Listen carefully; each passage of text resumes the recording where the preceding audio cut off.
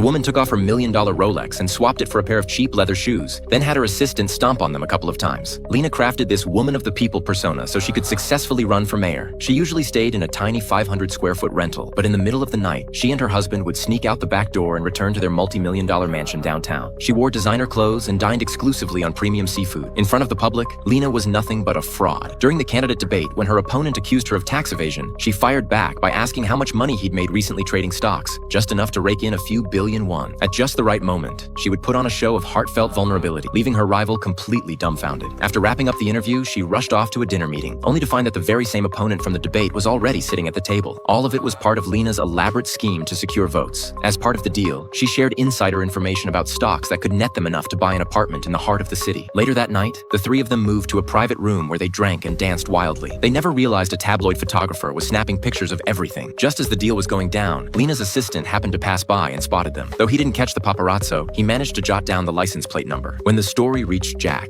the shadowy financier behind Lena's campaign, he sent someone to track down the photographer and traded a brand new BMW in exchange for the footage from that night. When Lena heard what Jack had done, she put on a lavish display of affection for him in public. That night, she got a phone call summoning her to the mountains. Lena and her assistant drove deep into the hills, where an old woman gestured for Lena to come closer, then slapped her across the face. The woman was Lena's grandmother. In her younger years, she'd sold wild vegetables to earn money so she could help the poor, and had been recognized as one of Korea's most inspiring people. But to win sympathy and votes, Lena had claimed her grandmother was already dead and kept her hidden away in the mountains. Her grandmother, who could no longer speak easily, used hand signs to show her disappointment. As they left, heavy rain started to fall. Lena prayed that she would be re-elected as mayor. Meanwhile, her grandmother prayed her granddaughter would finally become an honest, decent person who would stop living a lie. Suddenly, a bolt of lightning struck Lena, leaving her trembling and collapsed on the ground. It was as if God had heard her grandmother's prayers and cursed Lena to never tell another lie. The next day, she called her boss an old fart, complained her mother-in-law was an insufferable nag, and told her husband he was nothing but a freeloader. When she went on a live news broadcast, the host asked if she was nervous. She bluntly said she was destined to be president one day. This was nothing to her. From there, Lena blurted out countless uncomfortable truths. Her bizarre behavior quickly turned her into a national laughingstock. At her new book launch, a reporter asked how she'd managed to top the bestseller charts. She admitted she'd paid people to buy up copies in bulk. When asked how she'd found time to write with such a packed schedule, her assistant frantically tried to signal her not to answer, but Lena blurted out that she'd paid someone else to write it for her. Her assistant completely lost it. Lena shot to the top of the headlines, and her approval ratings as mayor went into free fall. Overcome with regret,